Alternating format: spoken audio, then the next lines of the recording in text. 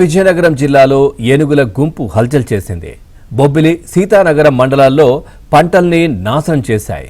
ఇక గజరాజులు పంట పొలాల్లో తిష్ట వేస్తుండటంతో రైతులు తీవ్ర ఆందోళన వ్యక్తం చేస్తున్నారు.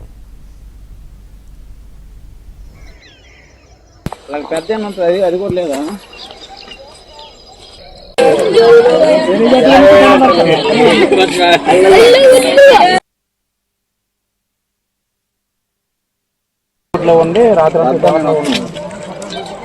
సెలవు రానప్పుడు బయటకు వచ్చేది.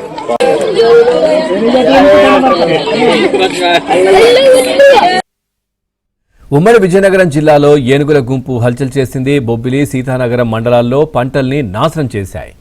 గజరాజులు పంట పొలాల్లో తిష్ట వేస్తుండటంతో రైతులు తీవ్ర ఆందోళన వ్యక్తం చేస్తున్నారు.